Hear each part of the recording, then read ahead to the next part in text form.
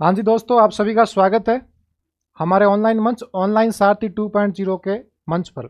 मैं आपका साथी मेजबान हरीश जानी और अपन लोग डिस्कस करते हैं अपने राजस्थान के शैक्षिक परिदृश्य जो आपके रीट लेवल 1 और लेवल 2 में सम्मिलित रूप से जो लगभग 18 से 20 अंक का आता है। ठीक है, जैसे कि अपन लोगों ने पिछली 3 क्लासों में पढ़ा था कि राजस्थान में शैक्षिक परिदृश्य किस प्रकार से है, उसकी भूमिका क्या है, उसके लिए राजस्थान में कौन कौन सी अपने विभिन्न प्रकार के इंस्टीट्यूट काम कर रहे हैं, या फिर अपने राजस्थान में स्कूल शिक्षा का विकास किस प्रकार से होता है। उस राजस्थान के विभिन्न प्रकार के शिक्षा के अंदर 1950 से लेकर 2000 आज अपन 25 में है, यहाँ तक अपने एजुकेशन का किस किस प्रकार से विकास होता है, उस विकास होने के लिए सरकार ने किस किस प्रकार से प्रयास किया था, साथ में उसके लिए सरकार ने विभिन्न प्रकार की कौन कौन सी नई नई अपने संस्थाओं या फिर विभिन्न प्रकार के इंस्टीट्यूट की स्थापना की थी, चाहे उसके लिए विभिन्न प्रकार की योजनाएं चलाई हो, चाहे उसके लिए विभिन्न प्रकार के अलग अलग कार्यक्रम आयोजित किए हो, उन सभी को अपन लोगों ने पिछली 3 क्लासों में पढ़ा था। तो आज अपना जो चैप्टर नंबर 2 है वो रहेगा कि शिक्षण अधिगम के नवाचार कौन कौन से हैं, या फिर अपने इनोवेशन ऑफ टीचिंग लर्निंग के कौन कौन से हैं। अर्थात शिक्षण का मतलब होता है पढ़ाना, अधिगम का मतलब होता है सीखना। अर्थात जब भी शिक्षक विद्यालय में कुछ सिखाता है और जब भी बच्चा कुछ शिक्षक से सीखता है, अपना अधिगम करता है, उस अधिगम करने के लिए और शिक्षक को पढ़ाने के लिए सरकार ने कौन कौन से अपने विभिन्न प्रकार के नवाचार या फिर कौन कौन से नई नई प्रकार की नीतियां या फिर नए नए कार्यक्रम लागू किए। अर्थात सरकार विद्यालय की उस चार दीवारी के अंदर उस बच्चे को पढ़ाने के लिए, उस शिक्षक के द्वारा पढ़ाए गए ज्ञान को बच्चे में संरचित करने के लिए, उसके नए इनोवेशन के साथ, उसको नई प्रकार की टेक्नोलॉजी के साथ बढ़ाने के लिए राजस्थान सरकार ने कौन कौन से प्रयास किए, साथ में अपने भारत सरकार राजस्थान सरकार के साथ मिलकर कौन कौन से कार्यक्रम या फिर कौन कौन से इनोवेशन को लागू कर रही या फिर कौन कौन से चलाए जा रहे हैं, इसके बारे में अपन अच्छे से डिस्कस करेंगे। ये वो कार्यक्रम है जहाँ से 102 क्वेश्चन आपको फिक्स देखने को मिलते हैं, बहुत अच्छा कार्यक्रम है। और अपन पढ़ेंगे कि मान के चलो कि बच्चा विद्यालय में जा रहा है, उस विद्यालय में अधिगम करने के लिए, सीखने के लिए शिक्षक पुस्तक पढ़ा तो रहा है, लेकिन उस पुस्तक को पढ़ाने के अलावा उस पुस्तक को अपन नए टेक्नोलॉजी के साथ कैसे ऐड कर सकते हैं, ताकि बच्चा अपना नव उन्नयन कर सके, अपना सर्वांगीण विकास कर पाए और बच्चा अपना 360 डिग्री के साथ अपना समग्र विकास, बच्चा अपना ज्ञानात्मक, संज्ञानात्मक, भावात्मक, क्रियात्मक सभी प्रकार का विकास कर सके।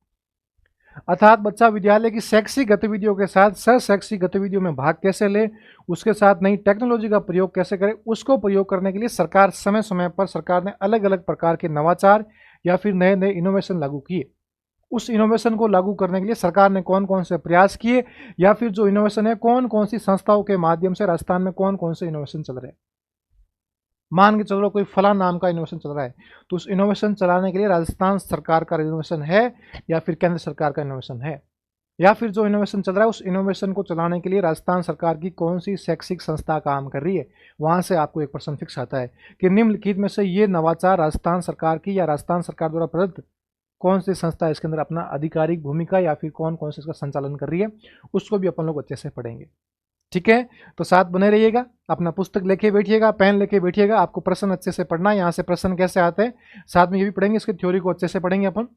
और आशा करता हूँ आप सभी अच्छे होंगे, मस्त होंगे, आपकी पढ़ाई भी अच्छी होगी।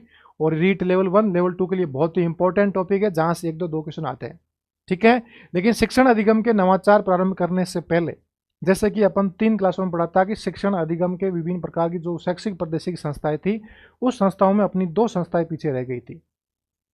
उस समय अपना टाइम कम था तो हो नहीं पाई, या फिर कुछ भूल सब कह सकते हैं।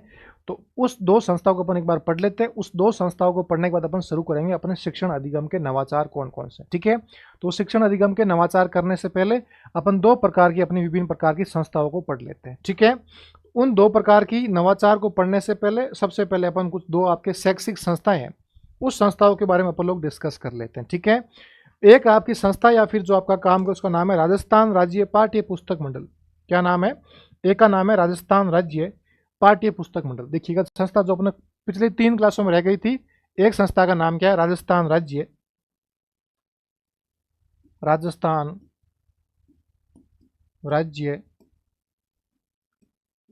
पाठ्य पुस्तक मंडल। क्योंकि इस यहाँ से कई बार प्रश्न आता है, क्यों? क्योंकि आपका सिलेबस तय तो करता है RSCRT, लेकिन उस सिलेबस तय होने के बाद उस पुस्तक का निर्माण कौन करता है, तो पुस्तक को छापता कौन, उसका मुद्रण कौन करता है, और मुद्रण करने के साथ उस पुस्तक का राजस्थान के अंदर डिस्ट्रीब्यूट कौन करता है, उसका वितरण कौन करता है, वो आपका करता है राजस्थान पाठ्य पुस्तक मंडल। ठीक है, इसकी अपन देखते हैं राजस्थान पाठ्य पुस्तक मंडल को। अपन इसको इंग्लिश में क्या बोलेंगे? इसको बोलेंगे राजस्थान स्टेट टेक्स्ट बुक, ठीक है, जिसे बोलेंगे RSTB, ठीक है। इसको अपन थोड़ा सा डीक लेते हैं। सबसे पहले बात करूं तो सबसे पहले देखते हैं इसकी स्थापना कब होती है। इस राजस्थान राज्य पाठ्य पुस्तक मंडल की सबसे पहले बात करूं इसकी स्थापना, तो इसकी स्थापना आपकी होती है 29 दिसंबर 1973 को। कब होती है? 29 दिसंबर 1973 को। और कहाँ होती है? आपके जयपुर में होती है। कहाँ पर होती है? जयपुर में होती है। और जयपुर में भी कहाँ पर आपका इलाका है, उसको बोलते हैं झालाना डूंगरी। कहाँ होती है? झालाना डूंगरी। झालाना डूंगरी जयपुर में क्या होती है? इसकी आपकी स्थापना होती कब होती है? 29 दिसंबर 1973 की इसकी स्थापना होती है। लेकिन ये विभाग या फिर ये आपका बोर्ड है, मंडल है, ये मंडल अपना कार्य कब से प्रारंभ करता है, अर्थात अपना कार्य कब से प्रारंभ कर लेता है, ठीक है। तो ये जो आपका मंडल है, पाठ्य पुस्तक है, ये अपना कार्य प्रारंभ करता है 1 जनवरी 1974 से। कब करता है? 1 जनवरी 1974 से क्या करता है? ये अपना कार्य करना प्रारंभ कर लेता है। फिर बात करें कि सर इसका कार्य क्या है, तो आपको बताता है इसका कार्य क्या है। इस कार्य जो भी सिलेबस तय करती है RCRT, उस सिलेबस के अनुसार पुस्तकों का छापना, क्या करना, विभिन्न प्रकार की जो भी बच्चों की पुस्तकों का है, पुस्तकों को क्या करना, तो मुद्रण करना था, उसको छापना, उसका प्रिंटिंग करना, क्या करना, पुस्तकों का मुद्रण करना एवं उसका वितरण करना। क्या करना? एवं उनका वितरण करना। उनका वितरण डिस्ट्रीब्यूट करना राजस्थान के अंदर, उनका वितरण किस प्रकार से किया जाए एवं उनका वितरण करना ही इसका मोटा मोटा उद्देश्य या फिर इसका कार्य रहने वाला है। क्योंकि पुस्तकें सही समय पर विद्यालय खुलने के बाद प्रत्येक स्कूल में प्रत्येक बच्चे तक टाइम पर पुस्तक पहुंचे, निःशुल्क पुस्तक, उसके लिए आपका कौन संस्था काम करती है? राजस्थान राज्य पाठ्य पुस्तक मंडल, ठीक है, जिसकी स्थापना होती है 29 दिसंबर 1973 को और अपना कार्य कब से प्रारंभ करती है? 1 जनवरी 1974 से करती है, ठीक है। बात आती सर इस पाठ्य पुस्तक मंडल का अध्यक्ष कौन होता है, तो इसका आपका अध्यक्ष होता है शिक्षा मंत्री, जिसे अपन EM बोलेंगे। EM का मतलब एजुकेशन मिनिस्टर, जिसे अपन कहेंगे शिक्षा मंत्री। और फिलहाल आपके शिक्षा मंत्री कौन है? वो आपके श्रीमान मदन दिलावर जी। कौन है? वो आपके मदन दिलावर जी,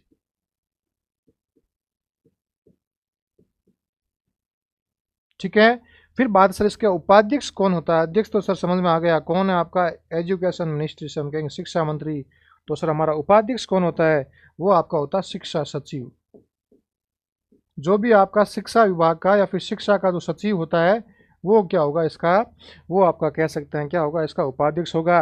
और बात करें राजस्थान के अंदर कुल कितने वितरण केंद्र, यहाँ से एक बार प्रश्न आया हुआ है कि सर हमारे पाठ्य पुस्तक मंडल है, इसके राजस्थान में कुल कितने वितरण केंद्र है। तो अपन बात करें राजस्थान में कुल अभी बन गए 41 जिले, 41 जिले, लेकिन पहले जिले थे राजस्थान में 33 जिले थे।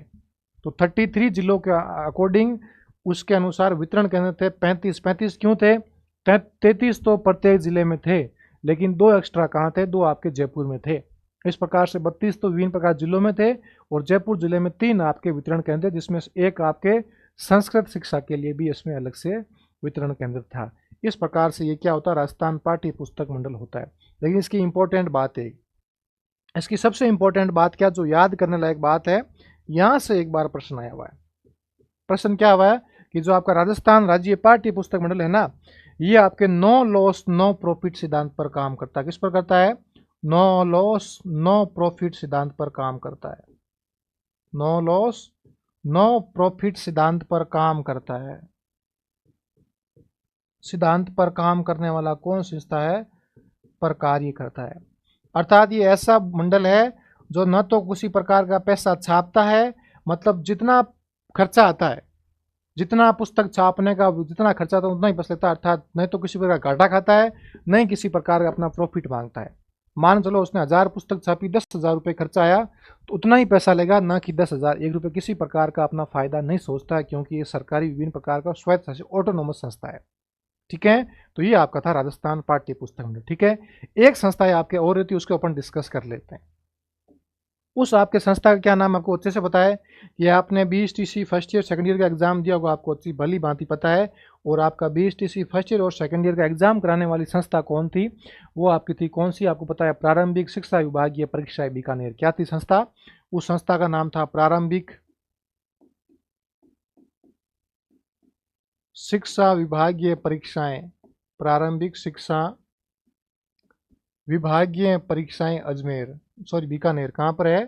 विभागीय परीक्षाएं और ये आपकी प्रारंभिक शिक्षा के अधीन कैसी ये सरकारी संस्था है जिसका मुख्यालय कहाँ पर आपके बीकानेर के अंदर है। इसके बारे में अपन लोग थोड़ा सा देख लेते हैं, क्योंकि आप जब लेवल 1 वाला आप एग्जाम दोगे रीट वाले, तो यहाँ से प्रश्न आने की गुंजाइश रहती है, क्योंकि आपका रीट लेवल 1 मेंस का एग्जाम कौन संस्था कराती है? आपकी प्रारंभिक शिक्षा विभागीय परीक्षा ही आपका इसका एग्जाम करवाती है। ठीक है, अब यदि बात करूं, सॉरी प्रारंभिक नहीं, इसका बोलते हैं पंजीयक, क्या बोलते हैं? इसका नाम है पंजीयक शिक्षा। क्या नाम है इसका? इसका नाम है पंजीयक शिक्षा। पंजीयक शिक्षा आपका विभागीय परीक्षा है बीकानेर। ठीक है, अब देखिएगा सर इसमें अपन कौन कौन सी मोटी मोटी बात करते हैं। सबसे पहले बात है सर इसका मुखिया कौन कहलाता है? जो इसका मुखिया होता है, इस मुखिया का नाम क्या होता है? इस मुखिया को सरकारी पोस्ट देते हैं, उस पोस्ट का नाम है पंजीयक। पंजीयक नामक जो पोस्ट होगी वो उसका मुखिया कहलाएगा, जिस पोस्ट पर जो अधिकारी बैठा रहता है। ठीक है, बस देख लो इसका कार्य क्या है, उस इतनी संस्था इसका कार्य क्या क्या है। यदि मैं बात करूं पंजीयक शिक्षा विभागीय परीक्षा का कार्य, तो एक तो क्या कार्य आपका, सबसे पहले कार्य है कि जो कक्षा 5वीं है, कक्षा 5 व कक्षा 8 जो बोर्ड परीक्षाएं होती है, इनका मूल्यांकन करना, इनका बोर्ड का रिजल्ट निकालना। रिजल्ट कौन निकालती है? आपकी पंजीयक विभागीय परीक्षाएं निकालती है। अर्थात जो भी अपनी राजस्थान बोर्ड के अंदर कक्षा 5 और 8 का बोर्ड एग्जाम होता है, उन बच्चों के बोर्ड एग्जाम का रिजल्ट, उनका इवाल्यूएशन, उनका मूल्यांकन कौन संस्था निकालती है? वो निकालती है आपकी पंजीयन शिक्षा विभागीय परीक्षाएं बीकानेर। ठीक है, दूसरा क्या, दूसरा इसका कार्य है, दूसरा आपका कार्य जो आपका DELED होता है, DELED, अर्थात जो आपका BSTC एग्जाम होता है, इस DELED एग्जाम करवाना, जो आपके फर्स्ट ईयर सेकेंड ईयर होता है का एग्जाम करवाना तथा उनका मूल्यांकन करना, क्योंकि आपने यदि BSTC की होगी तो आपके मार्कशीट पर देखो लिखा होगा ऊपर पंजीयक शिक्षा विभागीय परीक्षाएं बीकानेर। वो क्या करती है? आपका एग्जाम करवाती है फर्स्ट सेकंड ईयर के साथ में, क्या करती है? आपका रिजल्ट तैयार भी करती। कौन करती है? आपकी पंजीयक शिक्षा विभागीय परीक्षा बीकानेर, यदि आपने अपनी मार्कशीट सही ढंग से देखी होगी तो। फिर ये 2 प्रकार की उपाधि प्रदान करती है शिक्षकों को। अब 2 प्रकार की उपाधि कौन कौन सी है? एक उपाधि का आपका नाम कौन सा है? संगीत भूषण। कौन सा है? एक का नाम है संगीत भूषण, संगीत भूषण, और एक का नाम है संगीत प्रभाकर। क्या नाम है? संगीत भूषण एवं संगीत प्रभाकर। संगीत प्रभाकर उपाधि प्रदान करना। क्या करना? उपाधि प्रदान करना। ये इसके मोटे मोटे आपके 3 प्रकार के काम है। किसके? पंजीयक शिक्षा विभागीय परीक्षाएं, जो बीकानेर में कक्षा 5वीं और कक्षा 8वीं बोर्ड का एग्जाम का रिजल्ट निकालना, साथ में आपकी BSTC first year second exam करवाना, साथ में उनका मूल्यांकन तय करना, साथ में जो संगीत भूषण और संगीत प्रभाकर की जो विभिन्न प्रकार उपाधियां मिलती है, उन उपाधियों को जारी करने वाली, प्रदान करने वाली कौन संस्था? आपकी पंजीयक शिक्षा विभागीय परीक्षा बीकानेर। ठीक है, इस प्रकार से आपका पहला चैप्टर तो होता पूरा। अब हम डिस्कस करेंगे अपने विभिन्न प्रकार के शिक्षण अधिगम के नवाचार कौन कौन से। जैसा कि आपको थंबनेल था पीछे कि अपन लोग डिस्कस क्या करेंगे, शिक्षण अधिगम के आपके नवाचार या फिर इनोवेशन कौन कौन से हैं विद्यालय में। जैसे मान के चलिए कि शिक्षण का मतलब होता है सिखाना। क्या होता है? शिक्षण का मतलब होता है सिखाना, पढ़ाना। अधिगम का मतलब होता है सीखना। अतः शिक्षक किस प्रकार से बच्चे को सिखा रहा है और बच्चा किस प्रकार से सीख रहा है, उस विद्यालय के अंदर बच्चा कैसे सीख रहा है, शिक्षक कैसे पढ़ा रहा है, उस विद्यालय की 4 दीवारी के अंदर सरकार उन बच्चे को सिखाने के लिए किस किस प्रकार के नवाचार कर रही है, कौन कौन से इनोवेशन करी, जिसके माध्यम से बच्चा सीखकर अपना क्या कर ले, अपना सर्वांगीण विकास करे, अर्थात अपना 360 डिग्री, अर्थात जिसे मैं कहूँगा अपना समग्र विकास करे। कैसा समग्र विकास? जिसमें बच्चे की शैक्षिक और सशैक्षिक दोनों प्रकार की गतिविधियां शामिल हो। कैसी हो? जिसमें बच्चे की शैक्षिक और सशैक्षिक दोनों प्रकार की गतिविधियां क्या हो, इसके अंदर आपके शामिल हो। वैसा इनोवेशन सरकार ने कौन कौन से कार्यक्रम या फिर कौन कौन से नवाचारों के माध्यम से शामिल किया, इसके बारे में अपन लोग थोड़ा सा डिस्कस कर लेते हैं। ठीक है, चलिए भाई अपना पेन कॉपी लेके बैठ जाइएगा, अपन लोग डिस्कस करते हैं प्रारंभ। ठीक है, तो हेडिंग डालिएगा अपने शिक्षण अधिगम के नवाचार, चैप्टर नंबर जो आपका 2 है। ठीक है, तो अपन पढ़ेंगे शिक्षण अधिगम के नवाचार। यदि मैं नवाचार की बात करूं, आपके शिक्षण अधिगम के लिए सरकार कौन कौन से नवाचार या फिर कौन कौन से आपके इनोवेशन कर रही है, उसके बारे में देखिएगा। अपन पढ़ेंगे नवाचार को दो भागों में। कितने भागों में पढ़ेंगे? अपन लोग पढ़ेंगे अपने नवाचार को दो भागों में। क्यों सर दो भागों में? क्यों सर? पुस्तकों में सीधा ले रखा, लेकिन पुस्तक में कुछ भी हो, अपन दो भागों में पढ़ेंगे। क्या कि अपने राजस्थान के अंदर शिक्षा के लिए सरकार, एक तो अपना राज्य सरकार कौन कौन सा काम करी, अर्थात राज्य स्तर पर सरकार कौन कौन सा कार्यक्रम या फिर कौन कौन से इनोवेशन काम कर रही है राज्य स्तर पर। एक अपन पढ़ेंगे सर केंद्र स्तर पर सरकार कौन कौन से प्रयास करी। कौन से स्तर पर? आपके केंद्र स्तर पर, केंद्र स्तर पर, अर्थात सेंट्रल गवर्नमेंट कौन कौन से प्रयास कर रही है। एक पढ़ेंगे अपने राजस्थान सरकार अपना अलग से कौन कौन सा विकास या फिर कौन कौन सा इनोवेशन कर रही है। इसके बारे में अपन लोग थोड़ा सा क्या कर लेते हैं, अच्छे से डिस्कस कर लेते हैं। ठीक है, यदि मैं राजस्थान सरकार अपने शिक्षा के अंदर कौन कौन से प्रयास या फिर कौन इनोवेशन, उसके बारे में अपन एक एक करके डिस्कस करेंगे। पहले मैं एक बार नाम कर लेता हूँ अपन कौन कौन से कार्यक्रम पढ़ेंगे। ठीक है, पहला आपका कार्यक्रम है RKSMBK। कौन सा है? RKSMBK, जिसकी फुल फॉर्म क्या है? राजस्थान के शिक्षा में बढ़ते कदम, जिसका हाल ही में नाम चेंज करके क्या किया गया था? मुख्यमंत्री शिक्षित राजस्थान अभियान, जिसको बोलेंगे MSAR। ठीक है, दूसरा आपका इनोवेशन कौन सा है? SIQE, जिसे बोलेंगे state initiative for quality education. तीसरा आपका है स्माइल, जिसे बोलेंगे social media interface for learning engagement. ठीक है, चौथा आपका होगा ई कक्षा, क्या बोलेंगे? इलेक्ट्रॉनिक कक्षा। पांचवा अपन पढ़ेंगे आपका इनोवेशन राजस्थान सरकार का, जिसका नाम होगा शिक्षा वाणी। क्या नाम है? शिक्षा वाणी। छठा आपका इनोवेशन जिसे पढ़ेंगे शिक्षा दर्शन। क्या होगा? शिक्षा दर्शन। सातवां अपन अधिवेशन क्या बोलेंगे? इनोवेशन पढ़ेंगे। उस इनोवेशन का नाम क्या रहेगा? मिशन समर्थ। क्या होगा? मिशन समर्थ। आठवां अपन पढ़ेंगे मिशन बुनियाद। क्या नाम है? मिशन बुनियाद।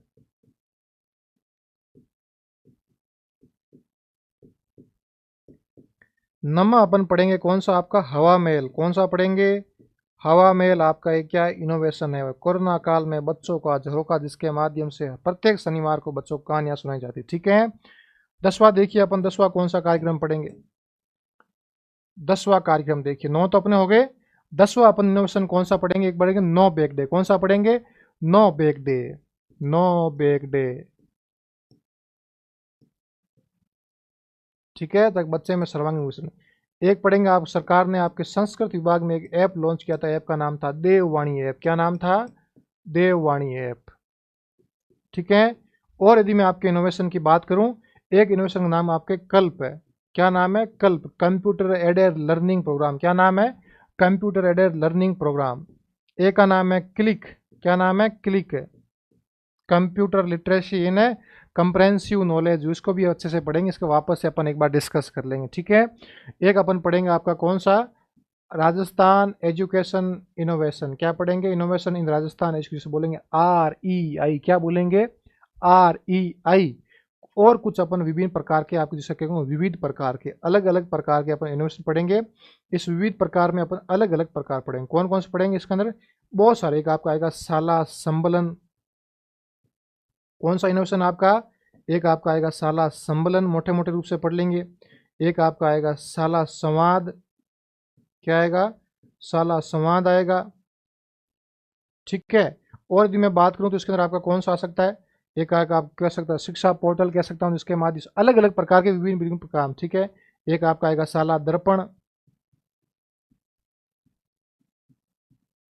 ठीक है, तो शिक्षा विभाग ने अलग अलग प्रकार से आपके विविध विविध प्रकार के अलग अलग प्रकार से काम किए। ठीक है, तो ये आपके मोटे मोटे राजस्थान सरकार के अलग अलग इनोवेशन प्रकार से लगभग अपन 24 से 25 प्रकार के क्या पढ़ेंगे? इनोवेशन पढ़ेंगे। अब बात करते हैं सर हमारी सेंट्रल गवर्नमेंट के राज्य केंद्र स्तर पर कौन कौन से इनोवेशन या फिर कौन कौन से नवाचार है। पहला आपका नवाचार का नाम है दीक्षा। क्या नाम है? दीक्षा। और दीक्षा की फुल फॉर्म क्या है? दीक्षा, दीक्षा की फुल फॉर्म क्या है? Digital interface for knowledge sharing. क्या है? Digital interface for knowledge sharing. दूसरा अपन देखो दीक्षा के तहत राजस्थान में कार्यक्रम, उसका नाम है दीक्षा राइज। क्या नाम है? इस दीक्षा के तहत चलने वाला राजस्थान में कार्यक्रम, उसका नाम है दीक्षा राइज। इसका मतलब है Rajasthan interface for school educators. ठीक है, दूसरा आपका कौन सा है, दीक्षा राइज, ठीक है। तीसरा आपका है निष्ठा, क्या नाम है, तीसरे कार्यक्रम का नाम है निष्ठा, जिसमें प्राथमिक शिक्षक, उच्च प्राथमिक, एफएलएन ट्रेनिंग, अलग अलग प्रकार से पूर्व प्राथमिक शिक्षकों को क्या दी जाती, समय समय पर विभिन्न प्रकार से ऑनलाइन माध्यम से ट्रेनिंग दी जाती, ठीक है। एक आपका है स्वयं प्रभा, क्या नाम है, स्वयं प्रभा। एक आपके इनोवेशन का क्या नाम है, अपन कह सकते हैं कि ज्ञानवाणी, क्या नाम है, ज्ञानवाणी। एक आपका है ज्ञान दर्शन, कौन सा है, ज्ञान दर्शन। और एक आपका नाम है एजुसेट, क्या नाम है, एजुसेट या फिर एजुकेट, एजुसेट।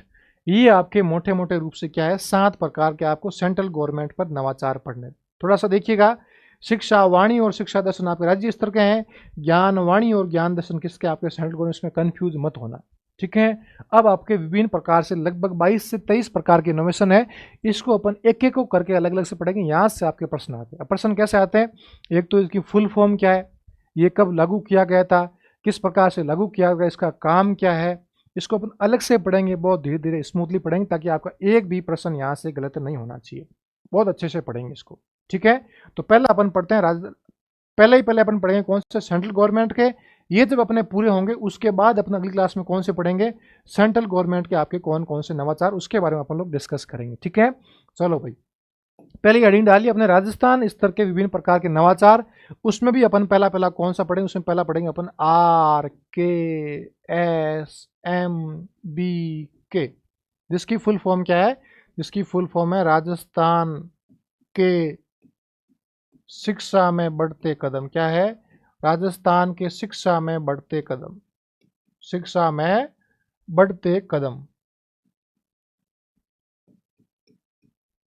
बढ़ते कदम, ठीक है। ये इसकी फुल फॉर्म है RKSMBK। अब इसको समझिएगा, इसका प्रारंभ क्या होता है, क्यों होता है, इसका उद्देश्य क्या, देखिएगा। सबसे पहले बात करें सर, इस हमारे कार्यक्रम की प्रारंभ कब होता है, तो ये आपका प्रारंभ होता है 11 जुलाई 2022 को। क्या होता है, 11 जुलाई 2022 को इसका प्रारंभ होता है। अब थोड़ा सा अपना दिमाग लगाइए कि सर राजस्थान के अंदर 2011 और 2021 और 2022 के अंदर सर राजस्थान में लॉकडाउन था, कोरोना काल था।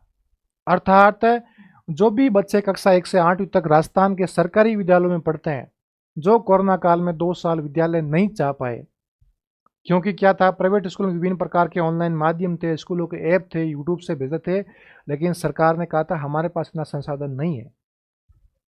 तो उन संसाधन को लागू करने के लिए साथ में जिन बच्चों ने कोरोना काल में सही ढंग से अपनी पढ़ाई नहीं कर पाए, उन्होंने अपने पढ़ाई का गैप कर लिया, अर्थात जो सीखने का जो अधिगम का था, तो उनके जो लर्निंग का गैप हो गया था, उस गैप को भरने के लिए सरकार ने कौन सा कार्यक्रम चलाया, राजस्थान की शिक्षा में बढ़ते कदम। अर्थात जो भी बच्चा 1 से 8वीं कक्षा का है, जो बच्चा कोरोना काल में विद्यालय नहीं जा पाया, उस बच्चे को सरकार ने कोरोना काल में बच्चे को एजुकेशन कैसे मिले, तो कुछ सरकार ने ऑनलाइन माध्यम से काम किया था, या फिर बच्चा उस स्कूल खुलने के बाद जब 2022 एंडिंग, जब बच्चा स्कूल में आया था 2023 सेशन के अंदर, उस समय जो बच्चा 2 साल में जो चीज़ें भूल चुका था, तो ऐसे तो है नहीं कि जो बच्चा पहली क्लास में था 2 साल उसको वापस पहली नहीं, उसको तीसरी क्लास में डालना पड़ेगा। लेकिन जो बच्चे ने पहली और दूसरी क्लास की जो कंडीशन नहीं सीख पाया, जो उसने अपने अधिगम का स्तर भूल पाया, जो उसका गैप था सीखने का, उस गैप को पूरा करने के लिए सरकार ने अलग अलग प्रकार की 3 विषयों की पुस्तकें निकाली थी। उन पुस्तकों में क्या था, विभिन्न प्रकार से अलग अलग प्रकार का भाषा दक्षता का था, व्याकरण का था, संख्या का था, गणितीय संक्रियाओं का था, इंग्लिश ग्रामर का था, हिंदी, अलग अलग प्रकार का ज्ञान था। ऐसा ज्ञान की मानो कक्षा तीसरी बच्चा स्तर है, तो उस तीसरी कक्षा के बच्चे को कक्षा 1 और कक्षा 2 का विभिन्न प्रकार का रेमेडियन कार्यक्रम दिया गया, जिसके माध्यम से बच्चे ने अपना जो कोरोना काल के लिए जो भी उसका लर्निंग ह्रास हुआ था, उस लर्निंग के ह्रास को पूरा करने के लिए सरकार ने कौन सा कार्यक्रम चलाया था, आपके RKSMBK। वापस सुन लीजिएगा इसको वापस से, कोरोना काल में जो बच्चा नहीं पढ़ पाया था, उस कोरोना काल में बच्चों को नहीं पढ़ने का जो सीखने का जो उनका अधिगम का स्तर गिरा था, उस अधिगम के स्तर तथा उस लर्निंग गैप को पूरा करने के लिए सरकार ने क्या प्रयास किया था कि क्यों ना बच्चे को ऑनलाइन माध्यम से, साथ ही जब बच्चा विद्यालय में विभिन्न पुस्तकों के माध्यम से वापस बच्चे का उस लर्निंग वाले गैप को वापस भरा जाए।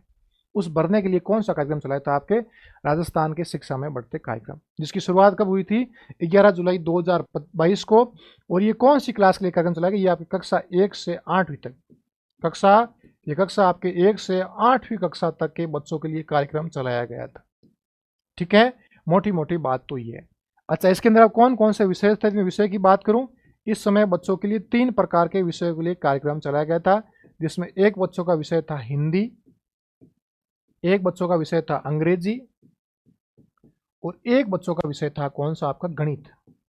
इन 3 प्रकार के सब्जेक्ट में बच्चों का लर्निंग गैप कम करने के लिए क्या चलाया गया, ये आपके कार्यक्रम चलाया गया। अब बात करते हैं सर इस कार्यक्रम चलाने का उद्देश्य क्या है। कई बार यहाँ से आपके सीधा प्रश्न आता है कि निम्नलिखित में से RKSMB का उद्देश्य कौन सा है। तो पहला मैं उद्देश्य बात करूं, पहला कौन सा उद्देश्य आपके कि बच्चों का, या मैं कह सकता हूं कोरोना काल में हुआ, क्या कह सकता हूं, कोरोना काल में हुआ बच्चों का लर्निंग गैप कम करना। क्या करना, बच्चों का लर्निंग गैप कम करना।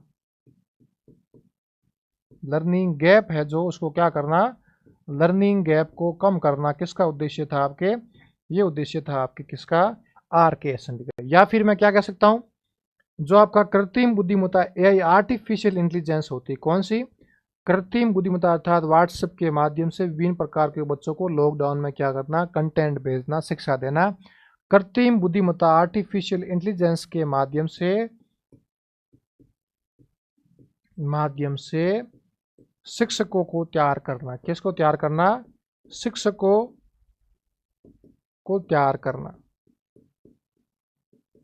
भाई सौभाग्य सी बात है, शिक्षक ऑनलाइन माध्यम से बच्चों को सवाल भेजेंगे, क्योंकि सरकारी विद्यालय के शिक्षक पहले ऑनलाइन माध्यम से रूबरू नहीं थे। ठीक है, उनका तैयार करने का मुख्य उद्देश्य क्या था, तैयार करके उनके कार्यभार को कम करना। क्या करना, उनके कार्यभार को कम करना।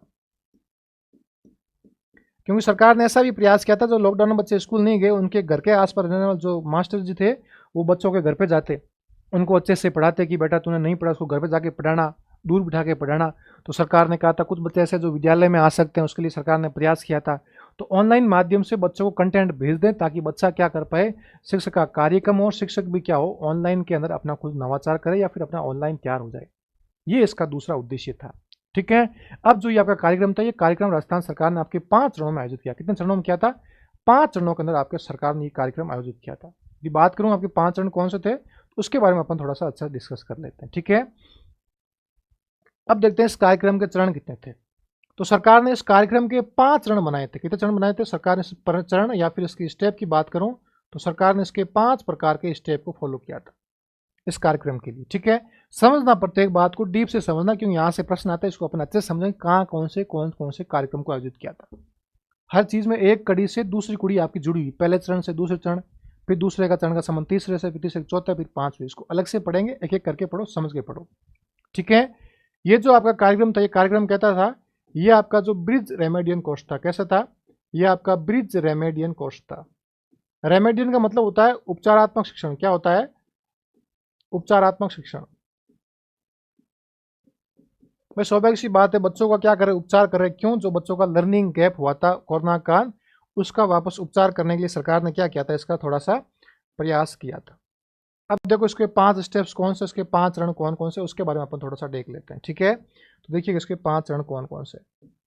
यदि मैं बात करूं सबसे पहले स्टेप नंबर फर्स्ट की, पहले चरण की यदि मैं बात करूं, चरण नंबर पहले की, चरण फर्स्ट, तो देखिएगा चरण फर्स्ट के अंदर आपका राजस्थान सरकार ने क्या प्रयास किया था। पहले चरण में सरकार ने ये प्रयास किया था कि इसके अंदर बच्चों का एक क्या किया जाए, इसके अंदर एक बच्चों का ब्रिज रेमेडियन कोर्स चलाया जाए। क्या चला जाए, ब्रिज रेमेडियन, अर्थात जो बच्चा सीख नहीं पाया उस बच्चे को उपचारात्मक शिक्षण की अलग से क्लास देना। क्या करना, अलग से क्लास देना, या उसके लिए अलग से कुछ कंटेंट तैयार करना। ठीक है, तो पहले चरण में क्या किया गया, आपके ब्रिज रेमेडियन आधारित कार्यक्रम या फिर कोर्स को लॉन्च किया गया। इस कोर्स में क्या क्या चीजें की गई थी, इस कोर्स में आपके दो काम किया गया था। क्या काम किया था, इसके अंदर विभिन्न प्रकार की सरकार ने कुछ पुस्तकों का वितरण किया। इस पुस्तक का क्या नाम था, कार्य पुस्तिका। क्या नाम था, उस पुस्तक का नाम था कार्य पुस्तिका। क्या क्या, कार्य पुस्तिका का विवरण या वितरण किया था। अतः सरकार ने जो बच्चा कक्षा तीसरी में था, जो कक्षा तीसरी में आने के लायक था, 2 साल में जो बच्चा चीजें भूली है, उन बच्चों को इस तरह वापस लाने के लिए सरकार ने क्या किया था, उन बच्चों के लिए 3 प्रकार की कार्य पुस्तिका, कौन कौन सी, हिंदी, इंग्लिश और गणित की 3 प्रकार की कार्य पुस्तिका क्या सरकार ने वितरण किया था। ठीक है, कब किया था, आपके चरण फर्स्ट के अंदर किया था। ठीक है, इसके अंदर सरकार ने 2 प्रकार के स्टेप अपनाए थे और इन पुस्तकों का वितरण कब किया था, आपके 2 प्रकार में किया था।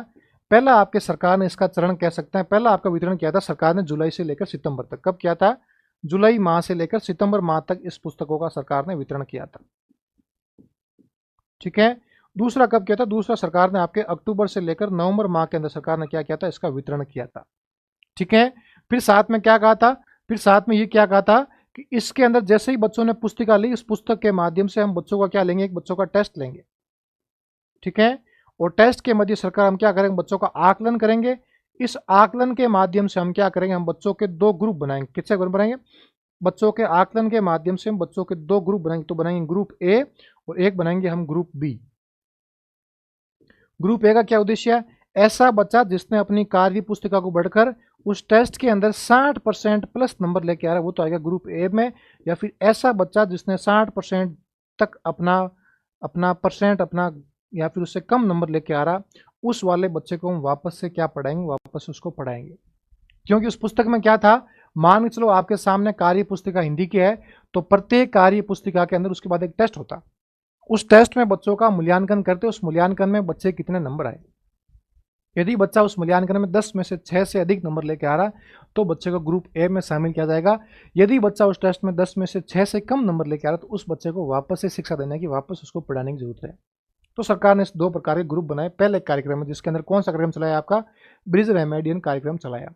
इसमें सबसे पहले बच्चों को पुस्तकें दी थी, 2 चरणों में पुस्तकें दी थी। पुस्तकों के माध्यम से जब बच्चों पुस्तक पढ़ाएगी, उसके बाद प्रत्येक बच्चे का आकलन किया था। उस आकलन करने के बाद बच्चों को पता कराया कि बच्चे ऐसे कौन से बच्चे जिन्हें 60% से अधिक नंबर लेकर उन ग्रुप ए में शामिल करो, या ऐसे बच्चे जिन 60% से अधिक नहीं लेके आ रहे, उन बच्चों को क्या करो, वापस से आप कह सकते हैं उनका वापस से क्या करो, उनका रेमेडियन कोर्स चलाओ या वापस से उनको सिखाओ। ऐसा सरकार ने आपके इसके प्रयास किया था। ठीक है, फिर बात किया सरकार ने सेकेंड चरण में क्या प्रयास किया था। अब बात करते हैं आपके चरण नंबर सेकेंड में सरकार ने क्या प्रयास किया था। चरण सेकेंड के अंदर अब स्टेप नंबर सेकेंड में सरकार ने क्या प्रयास किया था कि जो बच्चे सही ढंग से पढ़ पा रहे हैं, सही बच्चे पढ़ पा रहे हैं, उन बच्चों का समय समय पर सरकार ने अलग प्रकार से आकलन किया था। ये तो क्लास का आकलन था। फिर सरकार ने क्या कहा था, हम अलग से जैसे बच्चों को पुस्तकें दी थी, हम बच्चों का राज्य स्तर पर क्या करेंगे, बच्चों को आकलन करेंगे। अर्थात जिस प्रकार अपने जो कंपटीशन एग्जाम के क्वेश्चन पेपर आते हैं, सील पैक आते हैं, उस पॉलीथीन में पेपर आते हैं, उसी प्रकार से बच्चों का हम आकलन करेंगे। और आकलन हम बच्चों को कैसे करेंगे, इसके अंदर हम बच्चों का 3 प्रकार से आकलन करेंगे। और आकलन 3 प्रकार कैसा आकलन था, एक आपका आकलन था कौन सा, BLA, जिसे बोलेंगे बेस लाइन असेसमेंट, जिसे बोलेंगे आधार रेखा आकलन। क्या बोलेंगे, आधार रेखा आकलन। इसको भी अपन अच्छे से पढ़ेंगे। इसका मतलब क्या, आधार रेखा, मान के चलो कोई बच्चा विद्यालय के अंदर कक्षा 4 के अंदर एडमिशन लेने आया, मान के चलो कक्षा 4 में क्या एडमिशन लेने आया। आधार रेखा का मतलब क्या होता है कि बच्चा कक्षा 4 में एडमिशन लेकर, इसका मतलब क्या, बच्चा तीसरी कक्षा पास करके आया। तो क्या बच्चा कक्षा 4 के लायक है कि नहीं है, उस लायक करने से पहले बच्चे का एक टेस्ट होता है, उसका बेस लाइन पता करता है। क्या बच्चा कक्षा दूसरी और कक्षा तीसरी के विषय वस्तु या उसके संदर्भ में अपना ज्ञान रख पाता है, क्या बच्चा कक्षा 4 के लिए योग्य है। यदि बच्चा 4 के लिए योग्य है, तो उस योग्य होने से पहले बच्चे का टेस्ट होता आधार रेखा आकलन। हालांकि ये आपकी कक्षा 2 से स्टार्ट होता है, इसको अपन अलग से पढ़ेंगे BLA क्या होता है। लेकिन सरकार कह रही कोई बच्चा हमारे पास कक्षा तीसरी में पढ़ने आ रहा है, तो बच्चे का हम BLA करेंगे। भाई क्या पता इस बच्चे को कक्षा दूसरी तक का स्तर का ज्ञान हो या नहीं हो। कई बार बच्चा ऐसे ही सीधा कक्षा 4 में आता है, उस बच्चे को अ से अनार नहीं आता, आ से आम नहीं आता, गिनती नहीं आती, पाड़े नहीं आते हैं, वर्णमाला नहीं आते हैं, ABCD नहीं आती है। तो सरकार ने कहा था इस प्रकार से बच्चे को शिक्षा को वंचित ना करते हुए सभी बच्चा शिक्षा ले और सही समय पर अच्छे से शिक्षा ले, ताकि हम बच्चे का BLA करें। बच्चा कक्षा 4 में आ रहा है, लेकिन बच्चे को कक्षा तीसरी का स्तर पता ही नहीं है। तो सरकार ने कहा उस स्तर को पूरा करने के लिए सबसे पहले बच्चे क्या करेंगे, BLA करेंगे, बेस लाइन असेसमेंट या आधार रेखा आकलन करेंगे। ठीक है, फिर बच्चे ने स्कूल में एडमिशन ले लिया। उस बच्चे ने स्कूल में एडमिशन लेने के बाद बच्चे का समय समय पर कक्षा के दौरान कैसा करेंगे, बच्चे के कक्षा दौरान हम रचनात्मक आकलन करेंगे। कैसा करेंगे, कक्षा के दौरान बच्चा कितना पढ़ रहा है, बच्चे कितने को याद है, अर्थात उसका फॉर्मेटिव असेसमेंट करेंगे। कैसा करेंगे, उसका हम फॉर्मेटिव अर्थात रचनात्मक आकलन करेंगे। बच्चे ने क्लास में एडमिशन ले लिया, बच्चा क्लास में एडमिशन, बच्चा शिक्षण के दौरान क्या सीख रहा है, बच्चा पढ़ने के दौरान, शिक्षक पढ़ाने के दौरान बच्चा कितना सीख रहा है। जिसे अपन बोलते हैं बच्चे का प्रथम टेस्ट होता है, बच्चे का सेकेंड टेस्ट होता है, बच्चे की अर्धवार्षिक परीक्षा होती है, वो सारा किस्म आता है, वो बच्चे के रचनात्मक आकलन अर्थात फॉर्मेटिव असेसमेंट के अंदर होता है। ऐसा भी हम बच्चे का करेंगे। फिर सरकार ने क्या कहा था, फिर हम वर्ष के अंत में क्या करेंगे, बच्चे के एक क्या करेंगे, योगात्मक आकलन करेंगे। क्या करेंगे, फिर हम बच्चे का एक सबसे बाद में क्या करेंगे, योगात्मक आकलन अर्थात उसका क्या करेंगे, उसका हम सम्यूटिव असेसमेंट करेंगे। और ये तीनों कैसे होंगे, ये तीनों कार्यक्रम आपके सरकार ने कहा था हम ऑनलाइन के माध्यम से करेंगे। क्या करेंगे, ये हम तीनों क्या करेंगे, ऑनलाइन करेंगे। ऑनलाइन क्या होता था, इसके अंदर बच्चों के पास आता क्वेश्चन पेपर अलग से, ठीक है। उस क्वेश्चन पेपर में बच्चा क्या करता है, उस क्वेश्चन पेपर में बच्चा, उस प्रश्न होते हैं अबसद वाले, बच्चा उन प्रश्नों के उत्तर देता। उत्तर देने के बाद सरकार क्या करती, इसको ऑनलाइन माध्यम से इसको चेक करती। जो ऐप था, उस ऐप के माध्यम, शिक्षक ऐप था, उस ऐप के माध्यम से क्या करती, शिक्षक उस बच्चों के ओमार की स्कैन करते। ओमार स्कैन करने के बाद उस कहाँ जाती, वो राजस्थान स्कूल शिक्षा परिषद के पास ओमार जाती, वहाँ से उन बच्चों की कॉपी चेक होती और बच्चों का मूल्यांकन होता कि बच्चे कितने नंबर आ रहे हैं। मानो बच्चे ने हिंदी का टेस्ट दिया, अलग अलग प्रकार सेक्शन होते कि बच्चा हिंदी की न्यूनतम जो विभिन्न प्रकार की इकाई है उसमें बच्चा कैसा है, बच्चा वर्णमाला में कैसा है, बच्चा अक्षर ज्ञान में कैसा है, बच्चा वाक्य ज्ञान में कैसा है, फिर होता कि बच्चा व्याकरण दक्षता में कैसा है, बच्चा भाषा में कैसा है, बच्चा की पठन कैसी कैसी है, बच्चे की वाचन बोली कैसी है, बच्चा किस प्रकार से लिख रहा है, बच्चे की लेखन कौशल कैसा है, सभी प्रकार के अलग अलग प्रकार। मानो गणित का टेस्ट है तो बच्चा गणित में जोड़ बाकी गुणा भाग में कैसा है, बच्चा गणित की संक्रियाओं में कैसा है, बच्चा गणित की विभिन्न प्रकार की लाभ हानि में कैसा है, अलग अलग प्रकार से बच्चों का अलग अलग सेगमेंट का टेस्ट होता है। वो टेस्ट सरकार 3 प्रकार से करती, BLA, FA और SA प्रकार से ऑनलाइन माध्यम से करती दूसरे चरण के अंदर। जैसे ही सरकार ने ये कहा था कि सरकार ने कहा चलो भाई हम सेकेंड टेस्ट में हमने क्या किया, सेकेंड टेस्ट में हमने बच्चों का टेस्ट ले लिया। अब इस बात को समझना बहुत इंपॉर्टेंट बात है। क्या इंपॉर्टेंट बात है, सरकार ने कहा था हम बच्चों को क्या, हमने सेकेंड टेस्ट में, हमने सेकेंड चरण में हम बच्चों का हमने आकलन किया था, उन बच्चों का असेसमेंट किया था, ठीक है। स्वाभाविक सी बात है, जब सरकार ने बच्चों का आकलन किया है, आकलन करने वाला कौन था, स्कूल शिक्षा परिषद, पढ़ाने वाला कौन था, शिक्षक, पढ़ने वाला कौन था, बच्चा। लेकिन बच्चा कहाँ से आता है कि सर बच्चा अपने घर से आता है।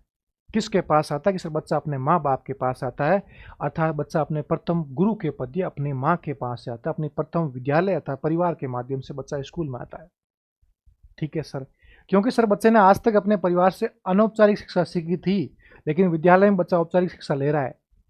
लेकिन घर वालों को कैसा पता कि बच्चा कितना सीख रहा है, कैसे सीख रहा है, सीखने का स्तर क्या है, कितना सीखा है, कितना नहीं सीखा, इसका सर हमें क्या प्रूफ है। तो सरकार ने कहा चिंता करने की बात नहीं है, हमने अपने बच्चे को पुस्तकें दी है। बच्चा कोरोना काल में नहीं पढ़ पाया, कोई बात नहीं, नहीं पढ़ पाया, हमने आपके बच्चे को पुस्तकें दी है। बच्चे ने ऐसा अच्छे से पुस्तकें पढ़ी कि ठीक है सर, बच्चे ने अलग से अच्छे से पुस्तकें पढ़ी, ठीक है कोई बात नहीं, लेकिन बच्चे ने पुस्तकें तो पढ़ी है, लेकिन हमें क्या पता सर कितने पढ़ी, आपने टेस्ट लिया।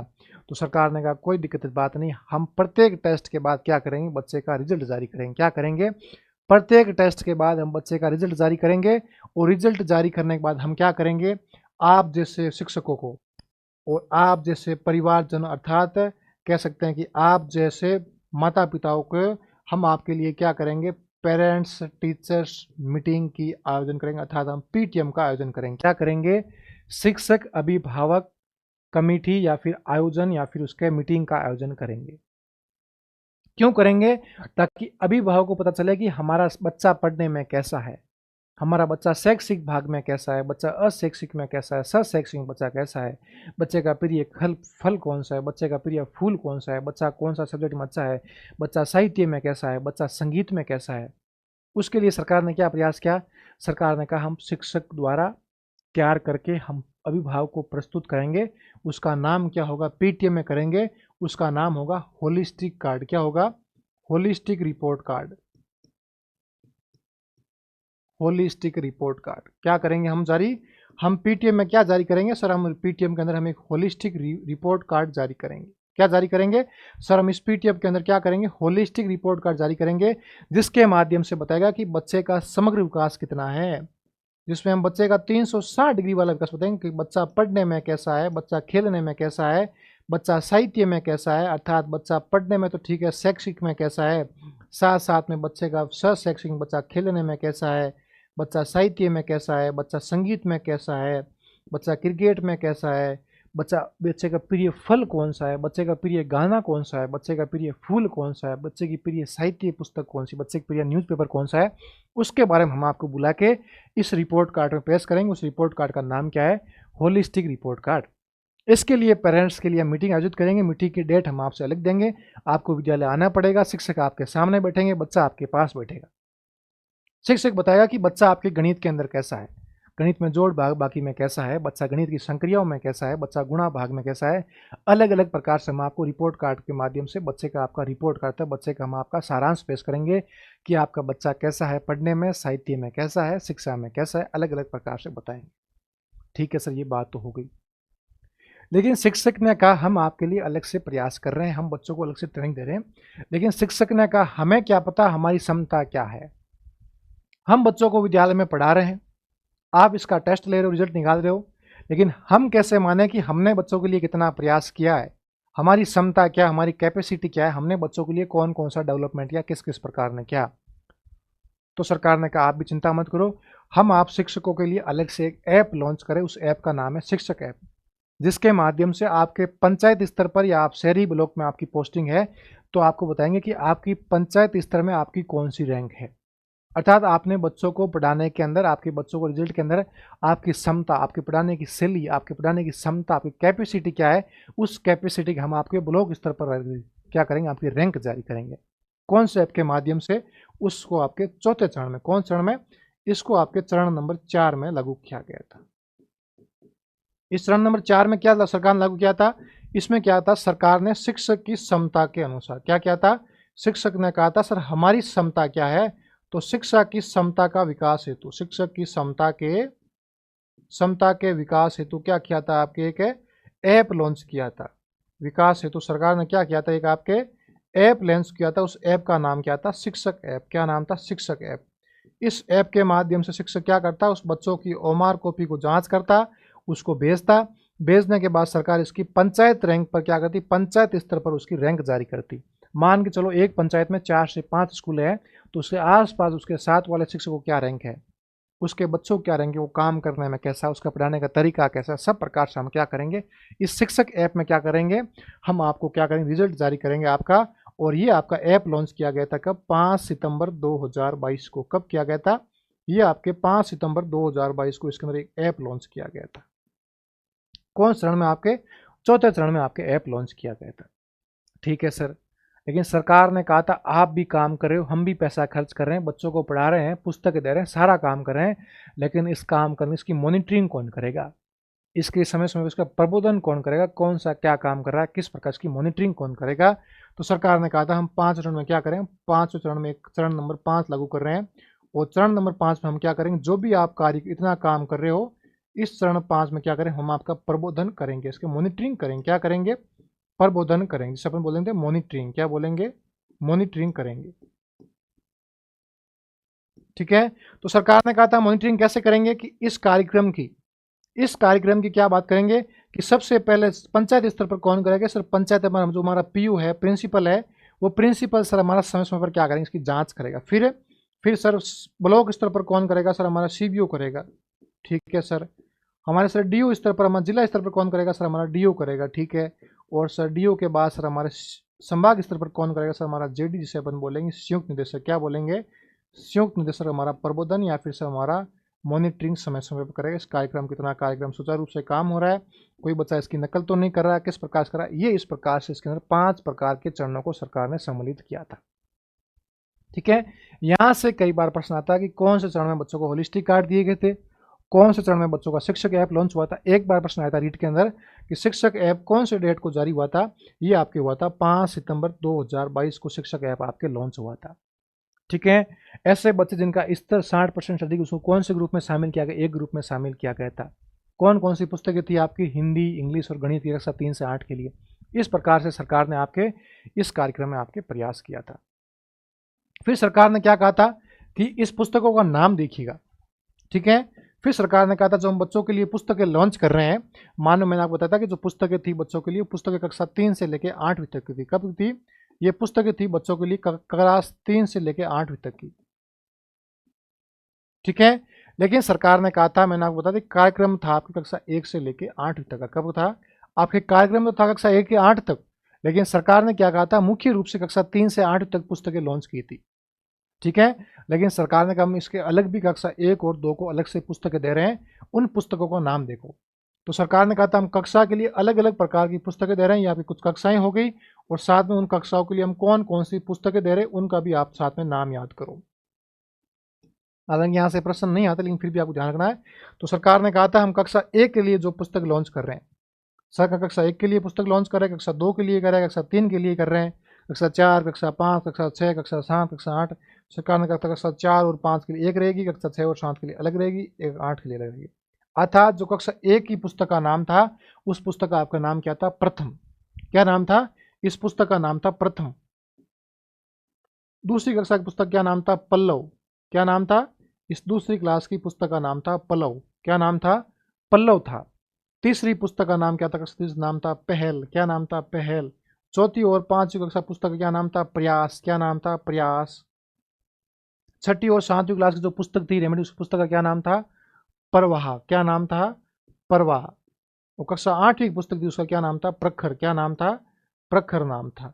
इस प्रकार से सरकार ने विभिन्न प्रकार अलग अलग कक्षाओं के लिए अलग अलग प्रकार पुस्तकें थी, उस पुस्तकों का नाम क्या था?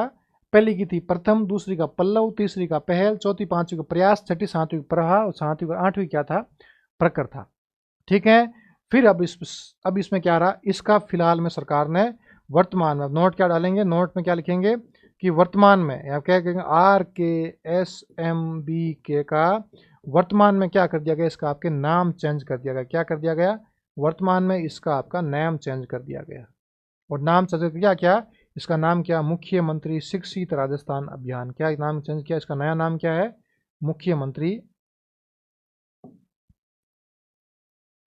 इसका नाम क्या? नए का नाम M फॉर मुख्यमंत्री, S फॉर शिक्षित, R for Rajasthan, A for अभियान। इस RKSMBK का नया नाम क्या लॉन्च किया गया? आपका नया नाम लॉन्च किया आपके मुख्यमंत्री शिक्षित राजस्थान अभियान। इस प्रकार से आपका पहला कार्यक्रम था राजस्थान के शिक्षा में बढ़ते कार्यक्रम। यहाँ से आपके प्रश्न आते अच्छे से, क्या कार्यक्रम था, किस प्रकार से कार्यक्रम था, क्या नहीं था, क्या नहीं था, यहाँ से आपके बार बार प्रश्न आते हैं। ठीक है, तो ये तो आपका पहला अच्छे से, आशा करता हूँ आपको तो समझ में आया होगा कि RKSMBK का क्या, इसकी फुल फॉर्म क्या, कब लागू हुआ था, इसके अंदर 5 चरण क्या क्या थे, कक्षा 1 से 8वीं का था। लेकिन पुस्तकें मुख्य रूप से हिंदी इंग्लिश किसकी थी? आपकी गणित की थी। इसके अंदर 5 चरण कौन कौन से थे, सरकार ने कैसा कैसा प्रयास किया था, किस प्रकार से किया था, उसके बारे में अपन लोग अच्छे से डिस्कस किया था। ठीक है, अब अपन पढ़ते हैं थोड़ा सा, क्या पढ़ते हैं अब हम थोड़ा सा देख लेते हैं कि आपका जो और आपका दूसरा कार्यक्रम SIQ, जिसे बोलेंगे state initiative for quality education. लेकिन जो आपका SIQ कार्यक्रम है, ये कार्यक्रम बहुत बड़ा है और लगभग आपके 50 मिनट क्लास हो चुकी, तो इस क्लास में तो होगा नहीं, तो अपन कुछ छोटे छोटे 2 कार्यक्रम और देख लेते हैं। ठीक है, एक अपन दूसरा कार्यक्रम क्या पढ़ेंगे नवाचार में, दूसरा अपना नवाचार देखिएगा। दूसरा जो अपना नवाचार, उस नवाचार का नाम है हवा महल कार्यक्रम। क्या नाम है? हवा महल कार्यक्रम। क्योंकि छोटा छोटा है, क्योंकि आपके 1 घंटा होने वाला है। कल वाले क्लास में अपन डिस्कस करेंगे आपके जो अलग विभिन्न प्रकार के नवाचार, SIQ है, इस्माइल है, ई कक्षा है, अपने मिशन समर्थ है, मिशन कह सकते हैं बुनियाद है, शिक्षा वाणी, शिक्षा दर्शन है, शाला सम्मेलन है, देववाणी ऐप है, उसको अलग से पढ़ेंगे। ठीक है, अब बात करें सर हवा महल कार्यक्रम। जो हवा महल कार्यक्रम ये आपके होता है, प्रारंभ कब होता है? हवा महल कार्यक्रम, इसकी प्रारंभ देखिए कि इसकी प्रारंभ तिथि क्या है, इसकी स्टार्ट कब होता है। ये आपके कार्यक्रम प्रारंभ होता है, कब होता है? 2 मई 2020 को। कब होता है? इस कार्यक्रम की शुरुआत होती है आपकी 2 मई 2020 को। एक बात यहाँ ध्यान रखना कि जो भी आपके नवाचार है, इस नवाचार की आपको डेट याद करनी। यहाँ से फिक्स प्रश्न आते हैं कि हवा महल कार्यक्रम कब लॉन्च किया गया था, RKSMBK कार्यक्रम लॉन्च किया गया था, इस्माइल कब, क्या, ऐसे कि सबकी आपको डेट याद करनी। यहाँ से सीधे प्रश्न आते हैं, डेट भी याद करनी, महीना भी याद करना, साल भी याद करना। ठीक है, अब देखिए इस कार्यक्रम में क्या होता है हवा महल में। हवा महल में सरकार ने क्या कहा था कि जिसके अंदर बच्चे गांव में बैठे हैं, पढ़ नहीं पाते, जिनको कहानियां सुननी है, तो सरकार ने क्या कहा कि प्रत्येक शनिवार को हम क्या करेंगे, प्रत्येक शनिवार को हमेशा एक कार्यक्रम लॉन्च करेंगे, ऑनलाइन कर रहे हैं, ऑनलाइन ई पत्रिका लॉन्च कर रहे हैं और RSCRT द्वारा। इस ऑनलाइन ई पत्रिका में क्या होगा, हम प्रत्येक शनिवार को बच्चों को क्या भेजेंगे, रोचक कहानियां भेजेंगे। बच्चा इन कहानियों को सुने और सुनने के बाद क्या होगा, बच्चे का तर्क चिंतन का होगा, कौशल का है, बच्चे का पठन शैली का क्या होगा, विकास होगा। अर्थात बच्चे के अंदर चिंतन शैली का विकास करने के लिए सरकार ने क्या प्रयास किया कि हम प्रत्येक शनिवार को कोरोना काल में क्या करेंगे, हम कोरोना काल में स्टार्ट की थी 2 मई 2020 को, और प्रत्येक महीने में 4 शनिवार आते, तो हम प्रत्येक महीने के प्रत्येक सप्ताह के प्रत्येक शनिवार को हम क्या करेंगे, बच्चों के लिए अलग अलग प्रकार की कहानियां भेजेंगे। उन कहानियों के माध्यम से बच्चा अपने तर्क चिंतन का, कौशल चिंतन का या फिर कौशल विकास का, अपने पठन शैली का, वाचन शैली का अच्छे से विकास कर पाएगा। उसमें अलग अलग प्रकार के बच्चों के लिए रोचक कहानियां होगी ताकि बच्चा उसमें इंटरेस्ट है और बच्चा पढ़ पाए। ठीक है, तो इसका क्या लॉन्च की गई थी आपके 2 मई 2020 को। ठीक है, और इसका उद्देश्य, जो इसका ध्येय वाक्य था, देखो इसका जो स्लोगन क्या था, इस कार्यक्रम का ध्येय वाक्य क्या था, इसका ध्येय वाक्य क्या था, कोरोना काल में बच्चों का झरोखा। क्या नाम था इसका? ध्येय वाक्य था कोरोना काल में बच्चों का झरोखा। कोरोना काल में बच्चों का, अर्थात कोरोना काल में जो बच्चे स्कूल नहीं जा रहे थे उन बच्चों को ऑनलाइन माध्यम से क्या करती, सरकार उनके लिए कहानियां भेजती।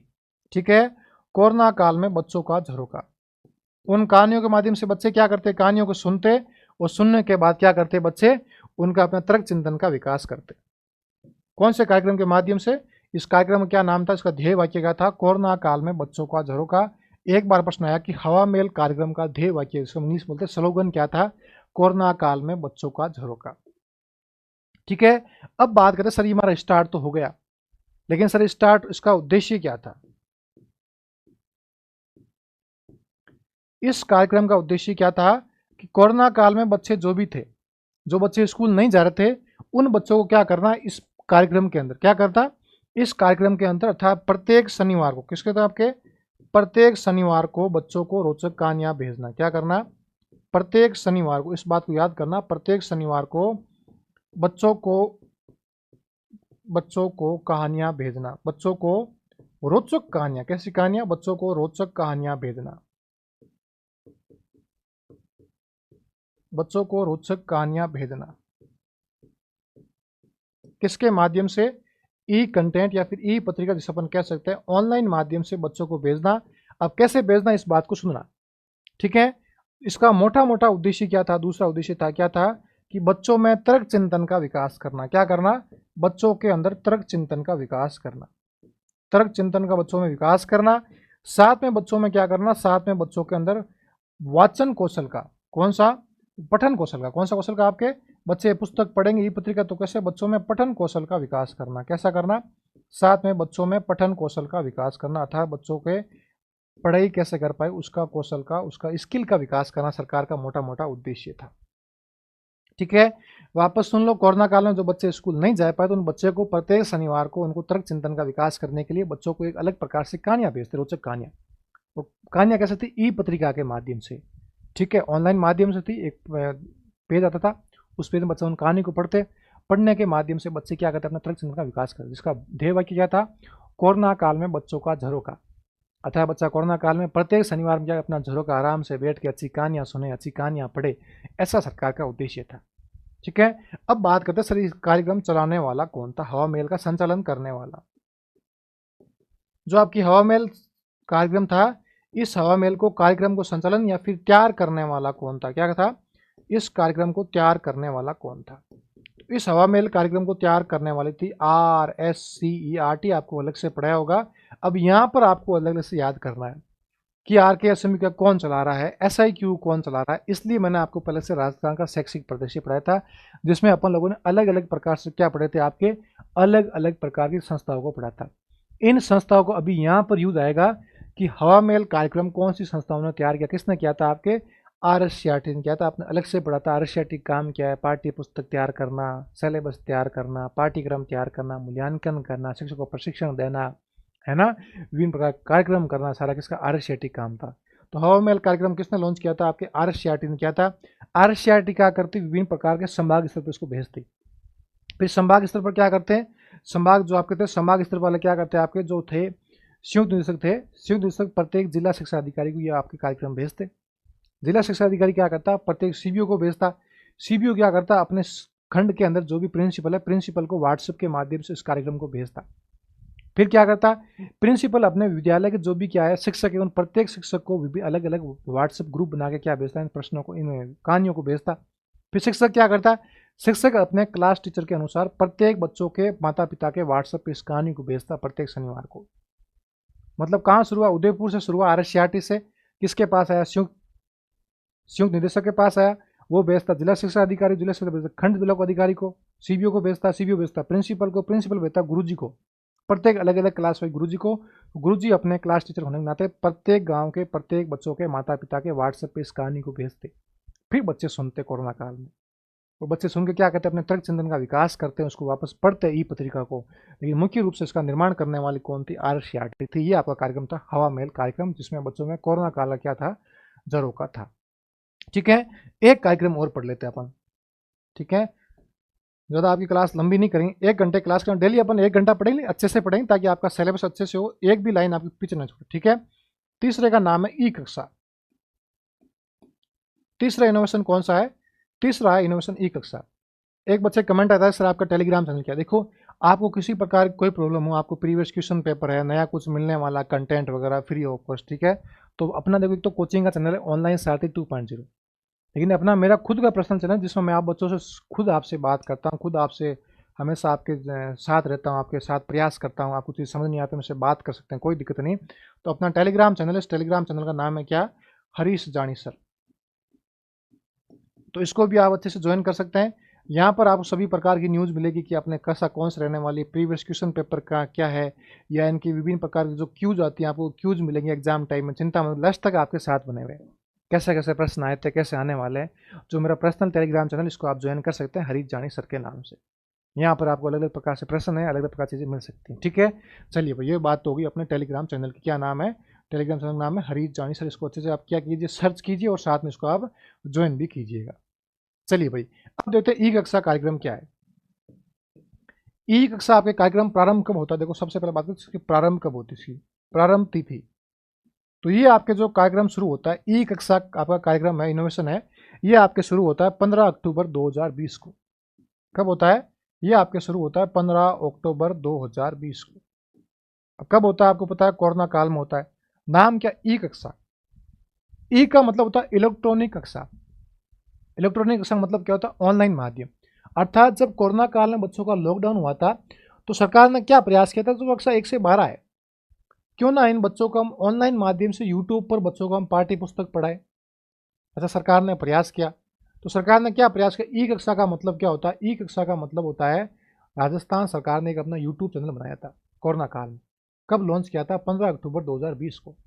इस यूट्यूब चैनल पर क्या क्या कि जो भी कक्षा में, कक्षा 1 से लेकर 12 तक जो बच्चे हमारे विद्यालय में पढ़ रहे हैं, उन बच्चों को हम, कोरोना काल में स्कूल नहीं जा रहे कोई बात नहीं, लेकिन उन बच्चों को हम क्या कर रहे हैं, उन बच्चों को हमें ऑनलाइन माध्यम से उन पुस्तकों को पढ़ाएंगे। ठीक है, उन पुस्तकों को अलग अलग वीडियो, जैसे कक्षा 9 की साइंस की बुक है, तो कक्षा साइंस के क्लास नंबर, चैप्टर नंबर 1 का वीडियो बना के आप यूट्यूब पे अपलोड कर दिया। तो सरकार का एक ऑनलाइन यूट्यूब चैनल था।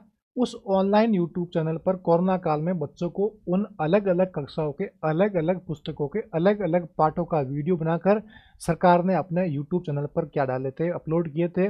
और अपलोड किए गए चैनल का क्या नाम था, ई कक्षा। अर्थात ऑनलाइन से आपको क्या, ऑनलाइन कक्षा के माध्यम से आपको जानकारी होना। ठीक है, तो ई कक्षा क्या था, ई कक्षा सरकार का एक यूट्यूब चैनल था। क्या था, ये आपके राजस्थान सरकार का यूट्यूब चैनल था। राजस्थान सरकार का क्या था, आपके यूट्यूब चैनल था, यूट्यूब चैनल था। ठीक है, अब इस चैनल की सहायता किसने की, चैदान जो आपका एक वेदांता लिमिटेड है, इस वेदांता लिमिटेड के सहयोग से क्या किया, इस चैनल को, वेदांता लिमिटेड के सहयोग से इस चैनल को क्या किया गया, आपकी शुरुआत की गई चैनल की, वेदांता लिमिटेड की सहायता से। वेदांता लिमिटेड की सहायता से क्या किया गया, इस आपके ऐप या फिर इस यूट्यूब चैनल को क्या किया गया, लॉन्च किया गया, जिसका उद्देश्य क्या था, जो बच्चे कोरोना काल में नहीं पढ़ पा रहे हैं, क्या कर पा रहे हैं, जो बच्चे कोरोना काल में आपके नहीं पढ़ पाए हैं, अर्थात कक्षा 1 से लेकर 12 तक, कौन सी, कक्षा 1 से कक्षा 12 तक, 12 तक की पाठ्य पुस्तकों का क्या करना, कक्षा 1 से लेकर कक्षा 12 तक की पाठ्य पुस्तकों का वीडियो बनाकर, क्या बनाकर, पाठ्य पुस्तकों के अध्यायों की वीडियो बनाकर क्या करना, उनको ऑनलाइन अपलोड करना, ऑनलाइन अपलोड करना, ऑनलाइन अपलोड करना। और वो अपलोड करना क्या कहलाया आपका, ई कक्षा। अर्थात बच्चों को, ई का मतलब होता है इलेक्ट्रॉनिक, जिसे अपन ऑनलाइन माध्यम कहते हैं ना। तो बच्चों को ऑनलाइन माध्यम से बच्चों को क्या देना, शिक्षा देना। बच्चा कोरोना काल में स्कूल जा नहीं पाया, तो बच्चा जो भी कक्षा 1 से 12 तक बच्चे पढ़ रहे हैं, उन अलग अलग पाठ्य पुस्तक, जो भी आपके अध्याय है, जो भी आपके पाठ हैं, इन अलग अलग पाठों को क्या करना, सरकार ने अलग अलग कक्षाओं की वीडियो रिकॉर्ड किए और वीडियो रिकॉर्ड करके अपने ई कक्षा ऑनलाइन प्लेटफॉर्म पे क्या लॉन्च किया, जिसके माध्यम से बच्चा अच्छे से पढ़ पाए। और सबसे बड़ी क्या बात थी, इसको सहयोग करने वाला कौन था, आपका वेदांता लिमिटेड। लेकिन इससे बड़ी क्या बात है, इससे बड़ी क्या बात है, सरकार ने कैसे वीडियो अपलोड किए, सरकार ने अलग अलग पाठ्य पुस्तकों को बच्चों के लिए, इंग्लिश मीडियम वालों के लिए इंग्लिश में, हिंदी मीडियम वालों के लिए हिंदी, अर्थात इंग्लिश और हिंदी दोनों माध्यम के अंदर ये वीडियो बना के प्रस्तुत किए। कैसे माध्यम है, हिंदी और इंग्लिश दोनों माध्यम में, इस दोनों माध्यमों में क्या किया, आपके दोनों माध्यमों में इस प्रकार के वीडियो को प्रस्तुत किया था, जिसका नाम था ई कक्षा। जो प्रारंभ कब होता है, आपके 15 अक्टूबर 2020 को प्रारंभ होता है वेदांता लिमिटेड कंपनी की सहयोग से। ठीक है, इस प्रकार से अपन लोगों ने आज आपके 3 प्रकार के नवाचार पढ़े। पहला पढ़ा था RKSMB के, दूसरा पढ़ा था आपका हवा महल, तीसरा पढ़ा था ई कक्षा। RKSMB कब शुरुआत होती है, आपकी होती है 11 जुलाई 2022 को, जिसमें एक डेट और याद करनी, क्या डेट याद करनी, शिक्षक ऐप, जो 5 सितंबर 2022 को लॉन्च किया गया। दूसरा आपका था हवा महल, जो 2 मई 2020 को लॉन्च किया। एक आपका ई कक्षा, जो 15 अक्टूबर 2020 को लॉन्च किया गया था, जिसका उद्देश्य था कोरोना काल जो बच्चे स्कूल नहीं जा पर अपने पुस्तकें नहीं पढ़ पा रहे, उन पुस्तकों को ऑनलाइन यूट्यूब पे प्रस्तुत करना, जिसमें हिंदी और इंग्लिश मीडियम दोनों माध्यम कंटेंट था, कक्षा 1 से लेकर 12 तक। ठीक है, बाकी आशा करता हूँ क्लास अच्छे से समझ में आई होगी। मिलते हैं अपन अगली क्लास में, अगले टॉपिक पढ़ेंगे। आपके SIQ है, मिशन समर्थ है, मिशन वाणी है, मिशन दर्शन है, अच्छे से अलग अलग प्रकार के अपने अलग पढ़ेंगे, मिशन समर्थ को, अलग अलग प्रकार से अपने नवाचार को। तब तक अच्छे से पढ़िएगा, साथ में रिवीजन करिएगा। आशा करता हूँ आपको क्लास समझ में आई होगी। तो लाइक करिएगा, कमेंट करिएगा क्लास कैसी लगी आपको, ताकि हमें और नई ऊर्जा मिले, हम अच्छे से प्रयास कर पाएँ। और अपन इसी सीरीज़ को कंटिन्यू लागू करेंगे। फिर अपन आपके राजस्थान की जो अपने रीट L1 L2 के लिए जो कॉमन रूप से जो आपकी शिक्षण विधि है, उसकी क्लास लेके आएंगे। फिर जो मोस्ट आपका जो साइकोलॉजी है, जो रीट लेवल 1 लेवल 2, उसकी भी अपन अलग से क्लास लेके आएंगे। ठीक है, तब तक बने रहिएगा, साथ अच्छे से रहिएगा, मस्त रहिएगा, खुश होकर पढ़िएगा। मिलते हैं अपन अगली क्लास में, उसमें डिस्कस करेंगे आगे वाले इनोवेशन के बारे में। ठीक है, सभी को बाय बाय, सभी को टेक केयर।